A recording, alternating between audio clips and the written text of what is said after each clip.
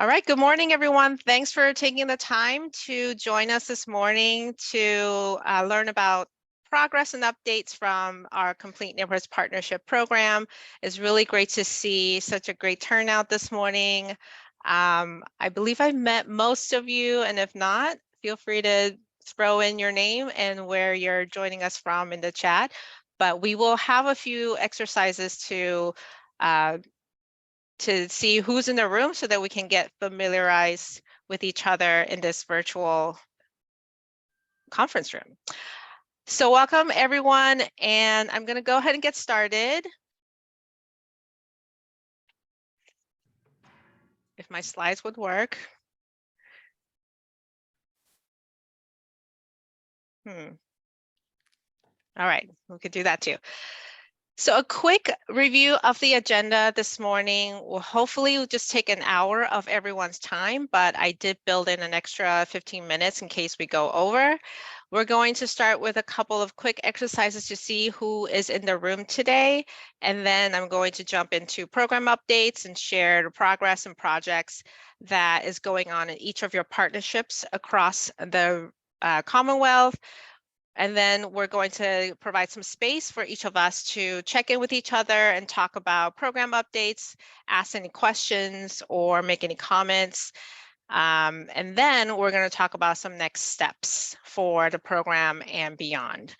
The meeting is being recorded. It will be made available on MHP's YouTube website after the meeting.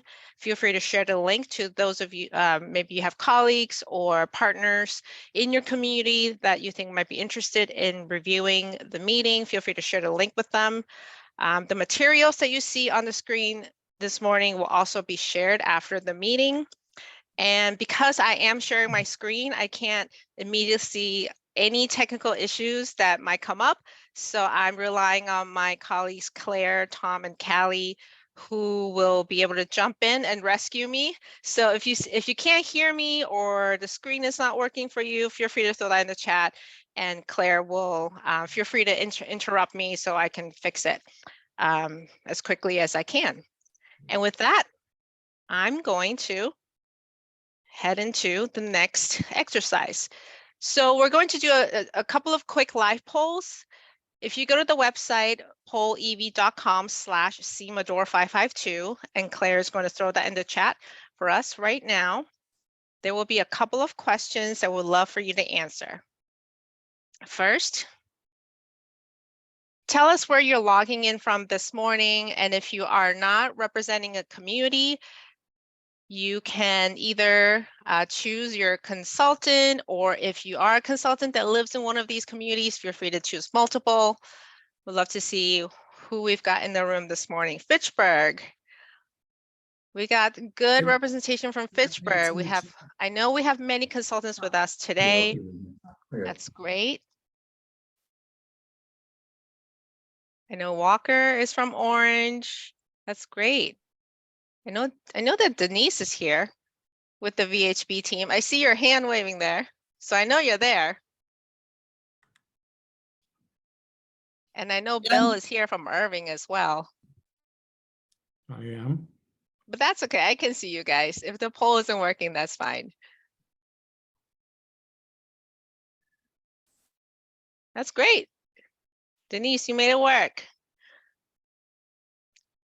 That's great. So we have representatives from all of our communities. I'm really glad to see everybody in attendance today. I'm excited to share updates, and maybe you can learn something new from your peer communities. And the next one, I'd love to hear from you. What is your role relative to the Complete Neighborhood Partnership Program? Are you a staff that works at one of the communities? Are you a stakeholder? Were you part of are you still on the steering committee? Are you a consultant working with our communities? Are you a developer? Are you a combination of the above? If you're MHP staff, please choose that option. Or if you're just here to learn about the program and what's going on in each of the communities, that's okay too. All right. Have lots of community staff. Looks like we have one developer, maybe. That's great. All right, so that's Christine, a little. Oh, I hear Tom. We will be taking questions and comments at the end, so feel free to hold off on your question or comment there until then. All right, that's great. So that's a bit of a warm up for us, and we're going to head into program updates. Like I said, we will be having some time for questions and comments and some check-in time at the end of the presentation. So we will open that up after I provide some information on the program. So just to recap, we selected our 5 partnerships last summer in 2023. We started kicking off with each of your partnerships starting in September. I had estimated about 4 weeks, totally underestimated the time for kickoff. I thought it was going to take about 4 weeks, but it ended up taking 3 to 4 months. So we wrapped up all 5 kickoffs by November, and then we started the work planning process, which concluded in December. And we had also talked about maybe each of the partnerships meeting on a monthly schedule, but it felt like it was more appropriate to respond to the need of each partnership in terms of these regular check-ins, because if we were to meet monthly, there might not be enough to check in about. So we will likely shift to a more as needed basis based on what your partnership needs moving forward. Today is the full cohort meeting. All 5 partnerships are represented in this meeting today, and I am still going to try and hold these meetings on a quarterly basis. This is our first one, and so I'm glad to see everyone engage at this meeting. And just to remind everyone, based on the memorandum of understanding that MHP had executed with each of your partnership communities, the full agreement will end in June of 2025.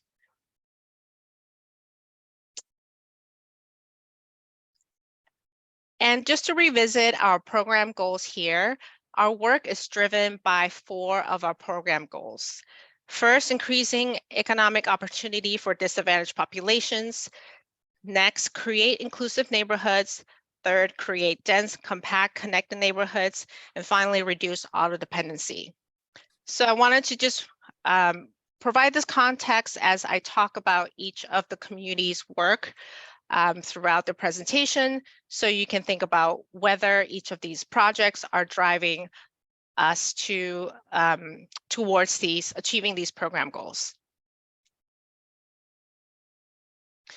First up, we have West Chelsea. So Chelsea was one of the communities that was hardest hit by the pandemic over the past few years.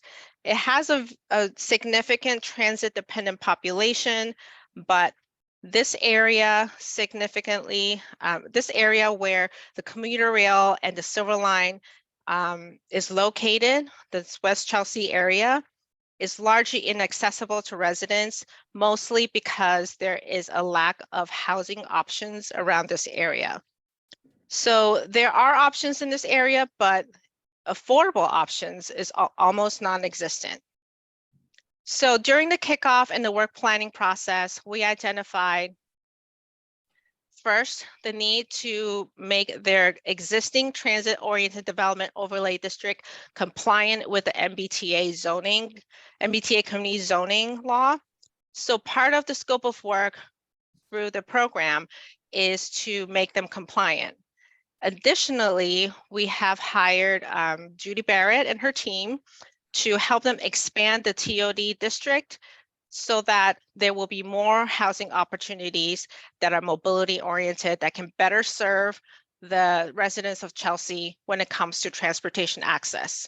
As part of the work that we're also doing in this area is to amend the urban renewal plan. It's a minor plan update to include provisions for affordable housing. So this work is currently going on. I believe they kicked off last week, and we're excited to see this work moving forward. And I forgot to mention the 3A compliance, the MBTA community zoning compliance for Chelsea does include an economic feasibility study because of the city's current inclusionary zoning ordinance. So they would have to justify their inclusionary zoning as part of to meet compliance. Next, we have Campello in Brockton. The city of Brockton has 3 commuter rail stations, Campello being one of them. The neighborhood also is served by a very robust regional bus service. Historically, Campello, the manufacturing industry had a major presence in the area, but after it left, it did see gradual decline. And there's been a lot of auto-oriented uses and businesses that started to establish in the neighborhood. And that really led to weakening the social fabric in the neighborhood. But the neighborhood still remains very walkable. The scale is still a very much walkable scale. And we're excited to add investment to this area. So there's a lot going on in Brockton in Campello neighborhood through the Complete Neighbors Partnership Program. We have a really great team, consultant team working with the city, Studio Luz Architects, Emily Innes, and RKG Associates led by Eric Halverson. Much of this work is also funded by the city's own funds. So beyond the $150,000 through this program, the city has also pitched in about $100,000 to support this work. We're kicking off the Campello Neighborhood Master Plan. We have a series of 4 public workshops that are scheduled in the next few months. And here's an example of the first one, where we're asking community stakeholders about the land uses along Campello. The main street is very much disjointed in terms of zoning. So part of the effort for the master plan is to inform any future zoning amendments to make the corridor that return the vibrancy of the corridor, to make it more mixed use, walkable, and just strengthen the social fabric and economic vibrancy that the neighborhood used to have. As part of this work, we're also helping Campello, this area, meet the MBTA community zoning laws. So part of the work is going to be informed by the master plan as well. The city is also providing matching funds to create an urban renewal plan for the neighborhood, develop a form-based code, and possibly explore adoption of district improvement financing. Next, we have Fitchburg. So the city has seen a lot of investments from local organizations and other state agencies and quasi-state agencies in recent years. City itself has also done a lot of work in terms of changing the zoning to make the corridor, the Main Street downtown corridor, more vibrant, walkable, and livable. But they still think that housing is the missing piece for Main Street. And there is a commuter rail station on the one end of Main Street near the college. So what we're doing in Fitchburg first, again, is to help them meet MBTA zoning compliance. They currently have a 40R district that is close to compliant, but there are things we still need to identify in terms of ground floor mixed use and possibly parking requirements that might come into play in terms of making the current 40R smart growth district compliant to MBTA zoning. And we are investing in a pre-development study for 329 Main Street. And the picture here is the picture of 329 Main Street. We're working with a property owner to help them test fit some residential units. We might possibly build additional floors, but this building currently upstairs is vacant. And you see a lot of this kind of properties along Main Street where the ground floor is very much active with tenants and retail and office, but the upper floors remain vacant. So one of the priorities along Main Street in Fitchburg is to see if there are any opportunities for these upper floor spaces to turn into housing. So we're investing to have an architect to test fit units into these upper floor spaces, as well as providing technical assistance through a development consultant to help the property owner figure out what is the best way to finance these units. And we're hoping that there will be at least a few affordable units that will be produced as a result of this project. Next, we have North Attleboro and Plainville. These two towns have worked closely together and a concerted effort to make their town centers more walkable, livable, and economically vibrant. They recently received, North Attleboro recently was awarded $5 million in MassWorks grant funding in this area called Kelly Boulevard. And we wanted to leverage this opportunity and reimagine this area that's very much dominated by single-use, auto-oriented uses where there are big parking lots that are underutilized. As you can see on this aerial image, there are buildings surrounded by parking lots. Both towns have expressed an interest in making this area more walkable, more livable, making the block smaller and turn it into a real neighborhood where people can live, work, play. So what we did is to hire Kittleson and as well as Dream Collaborative to explore what it would look like, lay the groundwork, setting the table for future master plan, as well as exploring any opportunities to create 40R districts in the area.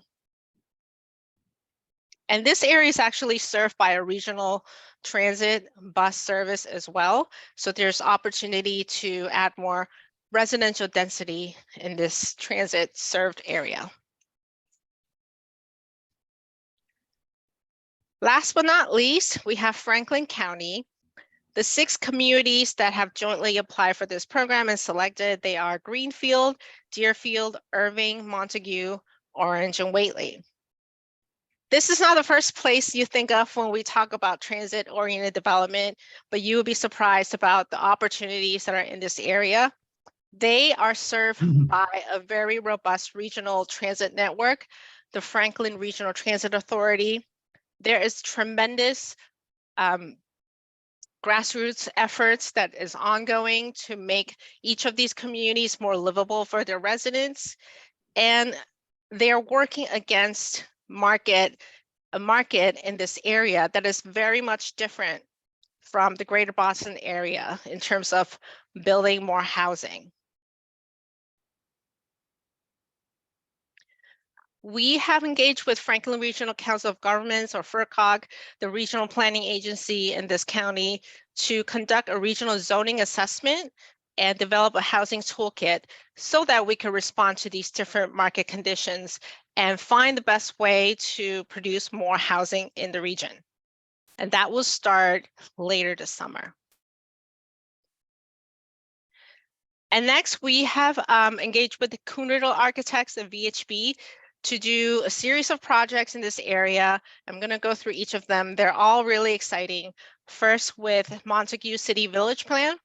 So in Montague, there is a former hospital called the Farron Hospital that is being demolished or has been demolished as of today, I'm not sure.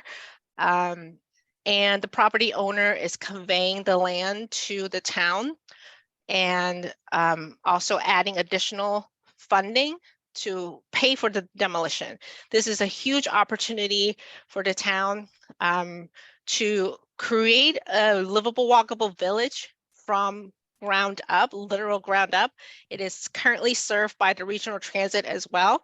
There's a stop right next to this property, and VHB is currently working with Montague to come up with some proactive planning for the area to make it into a real village area that is livable and walkable. We have in Whately 268 State Road.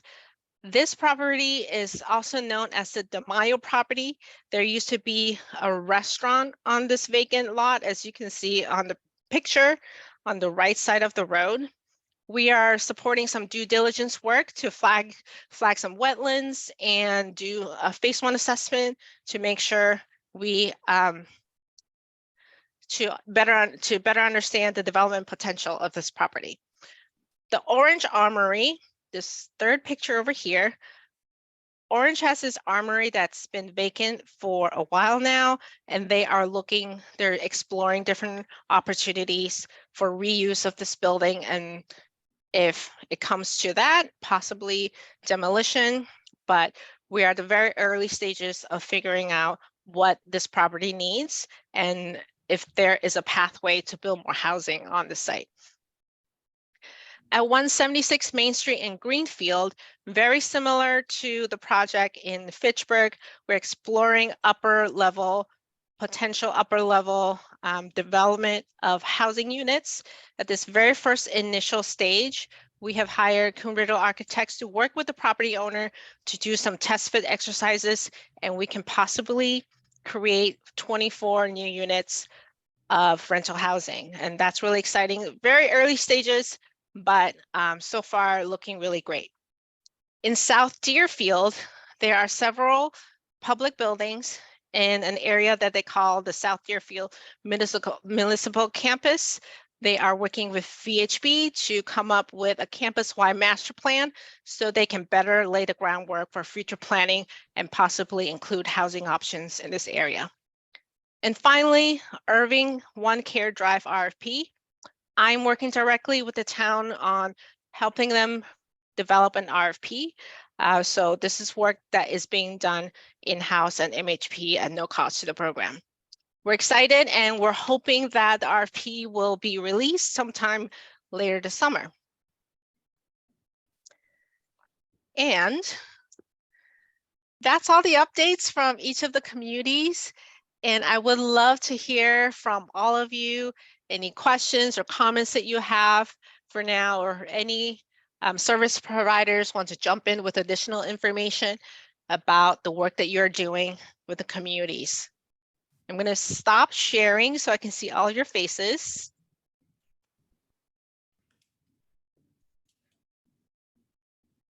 Feel free to raise your hand or put your comments in the chat.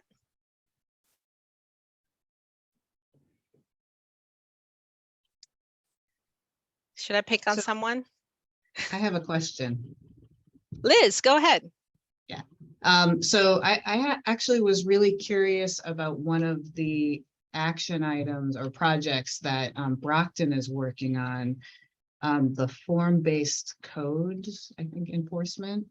I was just really curious about what that means and what that entails.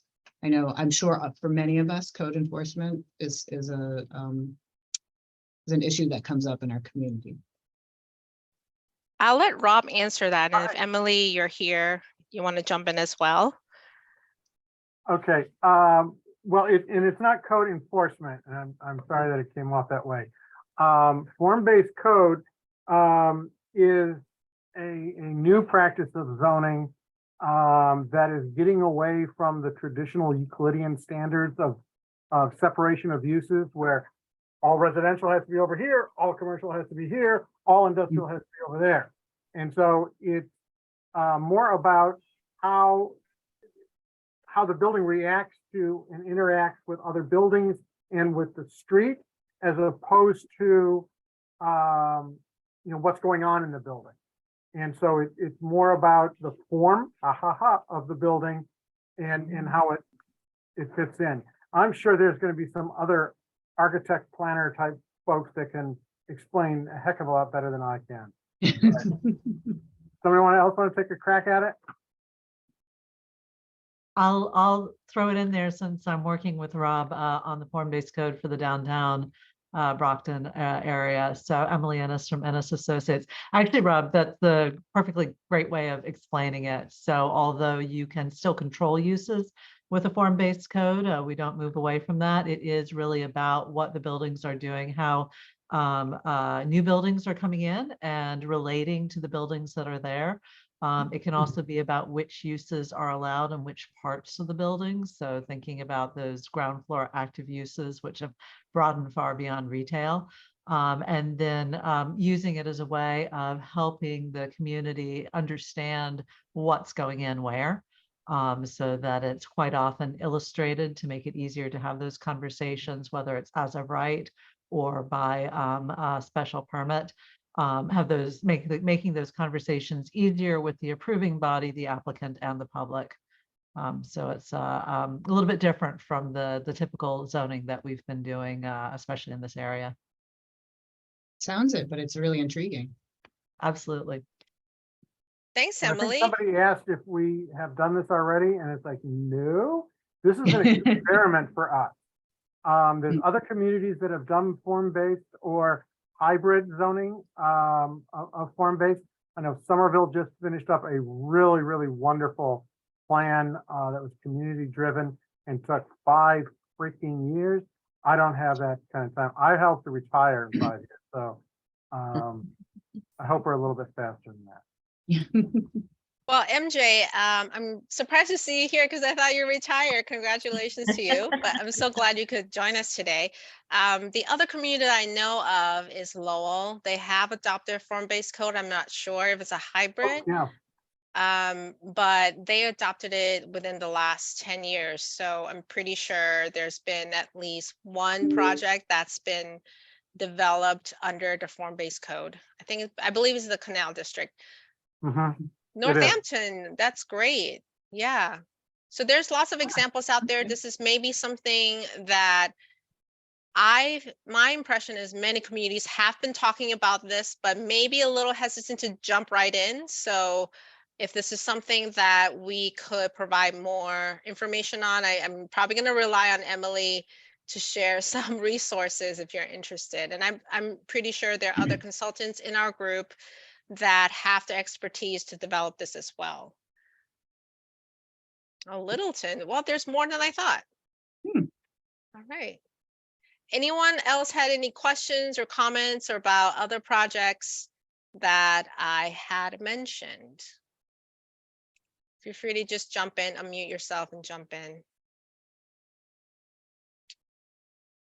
I don't see anybody. So I had a question for everyone that I had set up in advance. I really would love to know if you feel that the projects that we've identified so far are helping to advance the program goals. So just to remind everyone, first, the program goals are, or even if it's helping you advance your local community goals, I would love to hear that. So increase economic opportunity for disadvantaged populations, create inclusive neighborhoods, create dense, compact, connected neighborhoods, and reduce auto dependency. Should I pick on someone? I see MJ's head nodding. Feel free to jump in. Sure. Well, downtown Greenfield, right now we've got Community Builders is going to come in and build 65 new rental units in our Wilson's department store, but that's not going to start until 2025. And then we have another site, a block off of Main Street, where they're going to do 36 units of housing, permanent supported housing for people emerging out of chronic homelessness. So we have about 100 units of clearly affordable housing, rental housing that's going to be built in downtown Greenfield. And this project that we're doing with the private owner of 176 Main Street is critical because we know that we need what we call missing middle housing. And the opportunity here is for him to do some level of affordability in the 24 units that you mentioned, but that there'll be some market rate rental housing that will be developed concurrently or even hopefully before the big 65 unit development at Wilson's. And this is critical for Greenfield has 15% of its housing stock on the SHI already.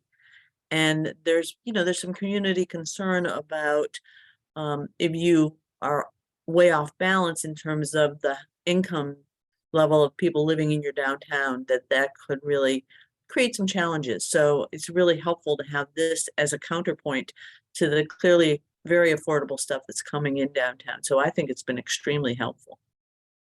Thank you.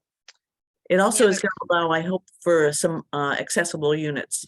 I know that the developer, the property owner, is talking about installing an elevator, and we Mhm. have a very vocal advocacy group in Greenfield. Greenfield is actually the community, one of the communities that Mass Rehab uses to train people on with visual impairments and wheelchairs to how to navigate a downtown. So we have a lot of people using our downtown for that purpose anyways. And we have a number, I think about 11% of our population has mobility impairment, and we don't have enough accessible units. And not just accessible for them to live in, but they've also been very vocal about they should have the opportunity to visit other units, even if they're not living in them, that we should be at least looking at visitability standards in all our new housing. So it's really helped Great. move that conversation along in a positive way also. That's great. And I think 176 Main Street in Greenfield is a really great example of how private property owner can work directly in partnership with the city. I believe there's a small piece of public land that is adjacent to the building itself that the city is contributing to the overall development to provide better access to the building. So that's really exciting, and it's just a really great partnership. Mhm. I'm gonna pick on Judy. Tell us about Chelsea. How is it going over there? So we had a kickoff meeting with the staff a week or 10 days ago, and we're all going to pile into my car and go up to Chelsea and do a site tour. Because I haven't been there in a few years, and Lauren Lind, who's working with me on this project, I'm not sure has been there at all. So we're going to be kind of taking a tour of the city, and in particular the West Chelsea area. I think that there are a couple of things that are going to be an interesting challenge in Chelsea. One is that most of the city's in a floodplain, which raises some issues for 3A purposes. But also their inclusionary zoning is a lot more demanding than the inclusionary zoning found in many communities in Massachusetts. So they may have a bit of an uphill battle to ahead of them on that in terms of the MBTA communities. But I'm undaunted, and I think they're undaunted as well, and they're pretty brave people. So I think it'll be fun. I think the other thing that will be, you described the urban renewal plan amendment as sort of a minor amendment, and I don't disagree with you, but having talked to the staff last week, I actually think there may be more involved in that than we had originally anticipated. So if you're able to join us on that site tour, we can probably get a better handle on that in partnership with you. I would love to join. Yeah, I'll send Remember you. to send me the invite. Thank you. I will. Yep. Would love to hear from other communities or consultants on how work is going. One of the questions that I wanted to ask all of you is, how are things going? I would love to hear what's going well that we should do more of. The contracting process, the work planning process, how are you working with your community stakeholders? And I want to know what's not going so well and what we could improve upon. So love to hear both sides, and I can take a lot of criticism. It fuels me, so feel free to share any thoughts that we can all learn from. Oh, hi. Maureen, hi. Maureen, hi, I'm Maureen Pollock from the town of Montague, and I started work here in Montague in January, so I'm still getting to know the community. And we're currently updating our comprehensive master plan with the assistance of FERCog staff, and it's given me a sneak peek opportunity to get some feelers about redevelopment opportunities for the project scope under the CNP project here. So the Farron Health Center is a health center that's no longer, and they are going to demolish their facility buildings and donate the property to the town. and give us some funding to help with site readiness work. And the property itself is about 9 acres. And so the town felt that it would be a really great opportunity to do some community engagement work to get feelers out there of what folks would like to, what they envision in terms of land uses and connectivity opportunities for for the 9-acre parcel, but also the parcels around it. There is a existing off-road bike lane that connects to on-street bike lanes, and there's some opportunities to re-envision or reroute part of it. And there's been expressed need for more affordable housing for seniors in particular. And so I've already, residents have stopped by my office that are eager to start this project and to explore, if it's senior housing, or maybe it's a community center, or perhaps it could be, yes, and so there's a really good opportunity. It's sort of a once in a generation opportunity for Montague to look at this particular 9-acre parcel and then the surrounding ones, and that could be inclusive to that neighborhood, that could increase density of housing and hopefully affordable housing. And as Christine had mentioned before, it is along the FRTA bus route. So there's some really great opportunities to explore, and I'm excited to meet with VHB consultants at our kickoff meeting on April 24th. Thanks, Maureen. Anyone else want to jump in? Any MHP staff have questions? My name is Gil. I work with the town of North Andover. I'll just give everyone an introduction to our issues, I guess, when it comes to housing. So a lot of the attractive lots for housing, the large size, are, unfortunately zoned commercial. So they're along kind of a heavy thoroughfare along Route 1 or downtown, primarily along Kelly Boulevard or Route 1. So we really need assistance in updating zoning and trying to kind of, the last zoning updates were perhaps, many years ago were primarily for commercial. So we need to update them to kind of allow a more flexibility, more options and mixed use, and to encourage housing along those commercial areas, because otherwise, we're looking at single family residential lots. So that's kind of our challenge here in town. That's great. Do we have anyone from Kittleson or Dream that's working with? I'm here, Christine from Oh, hi, Dream. Rosa. Hi. Yeah, we're super excited. We haven't met yet, Jill, but we will be working with you with the Kittleson team. Thank you for that insight. Yeah, we're excited to have this project start off in a few months in the summer. But it's going to really help drive the conversation about what this area looks like in the future, in terms of whether it becomes more of a livable village served by all different types of mobility options, not just the bus service, but also biking and walking. Julia, do you have any insight into this? No, but because we still haven't had our kickoff with the town, but we're looking forward to it. And we're also looking forward to the approach, having, sort of looking at this, both having housing be the focus, but also how you transform an area, and also thinking about the transportation aspect and how important that is for really influencing how a community gets developed around it. All right. Thank you. Ala, anything you want to add? No, but I am looking forward to the project. Thank you, Christine. That's great. Katie, you had a question or comment? I had to figure out the mute. I'm really curious and interested in the proposal to put the residential units above the commercial units. I think it was in Fitchburg. Fitchburg and Greenfield. Fitchburg and Greenfield. I mean, this is what everyone is interested in.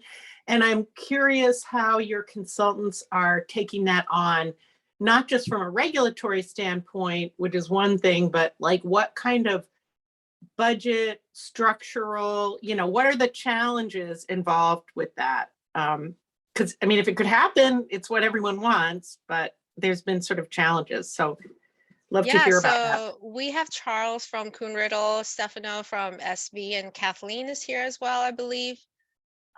So one or all of you could feel free to unmute and.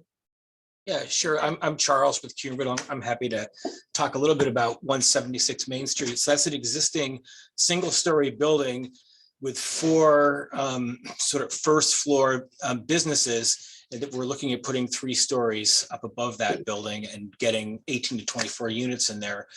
And one thing that really helps this project out is we have this little slot of town-owned land just to the right, which is going to allow us to put a new entry point with an elevator and egress stair, and also a connection around to the back of the building. So that's where parking is, and so that's kind of a really great opportunity, I think, for the town and a private landowner to come together to make something like this happen.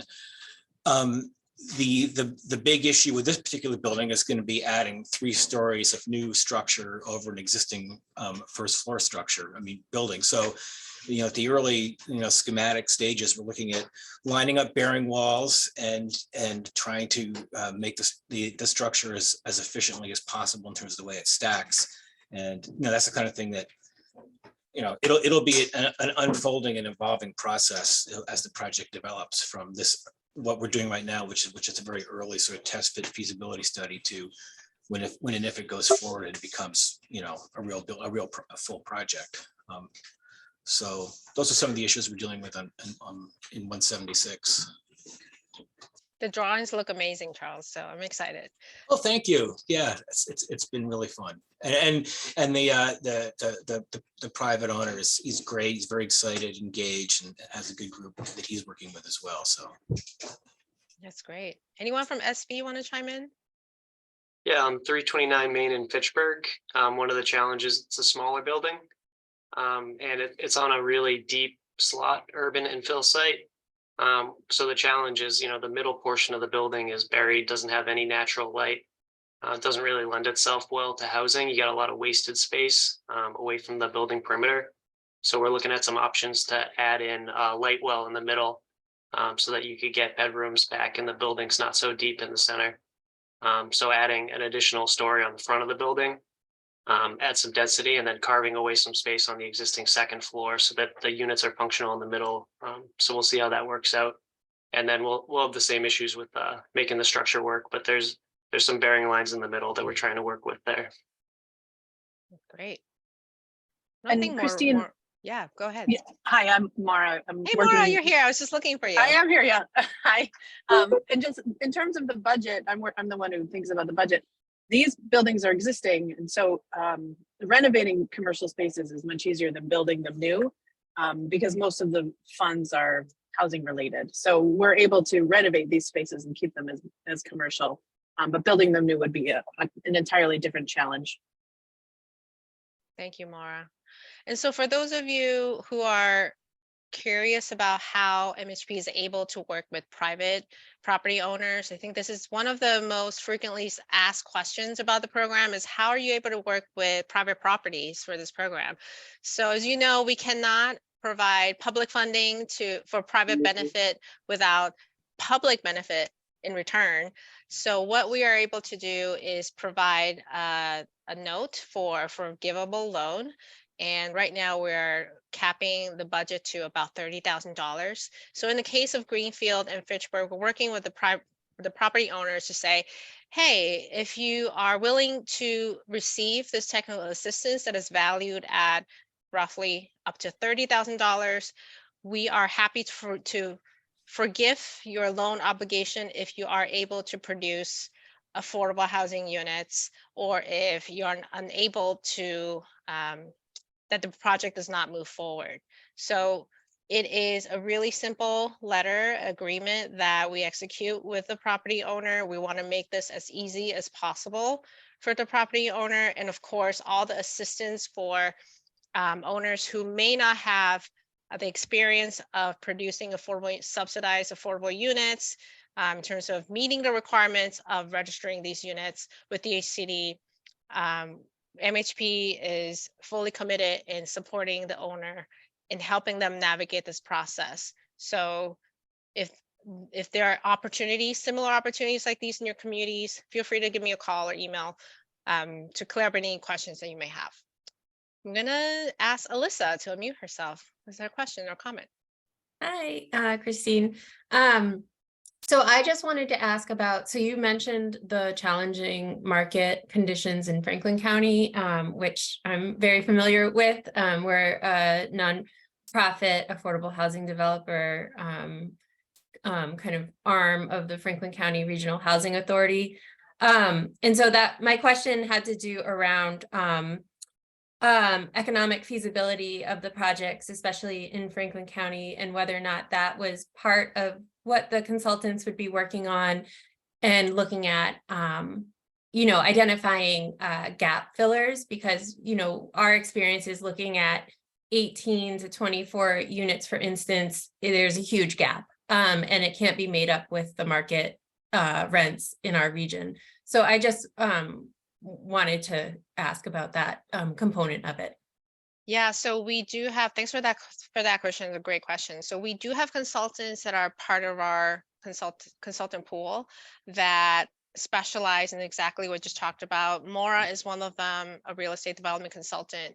We have a couple of others, and I believe Julie also has this expertise in-house as well. So based on what the project or the community needs, we would assign these consultants to help you explore financial feasibility for the project. So yes, short answer, yes, we absolutely have consultants that can support this type of analysis, which is already ongoing in a few of our projects.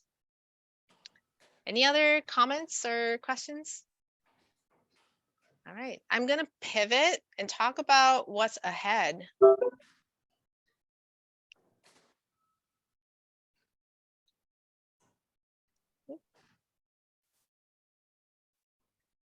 So as I mentioned, this cohort, your program ends in June 2025, but between now and then, there are still opportunities to identify new projects. With the exception of Brockton, all the other 4 partnerships still have budget that is not committed to a project yet. So between now and hopefully by the end of this year, we will be able to identify new projects that we can support through the program. So if you think of anything, feel free to give me a call and ask whether the project does it fit within the program goals? Do we have any money left for it? So happy to have that conversation anytime.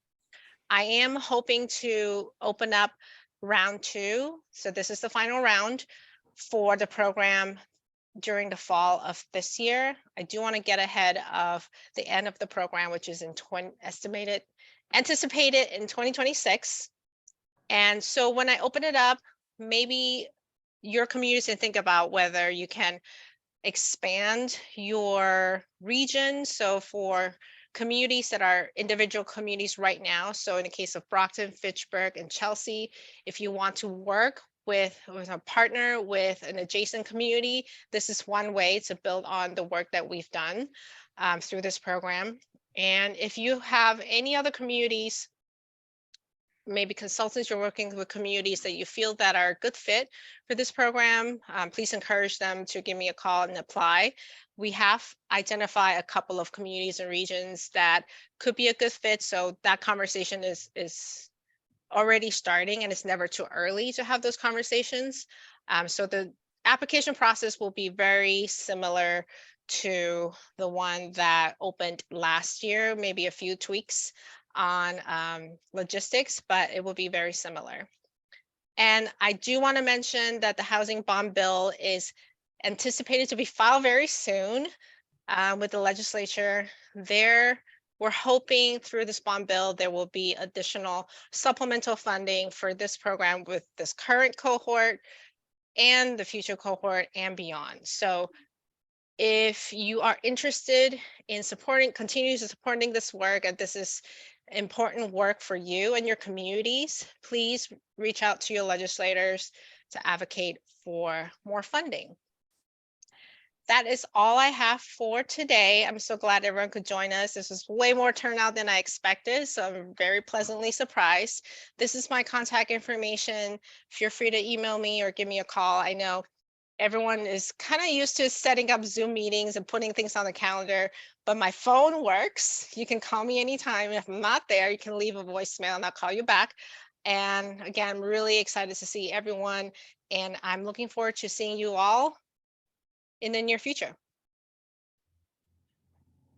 Bye, everybody. Have a great rest of your week. Thank you, Thanks, Christine. Christine. Thanks. Thank you. Bye, Bye. Christine. Bye.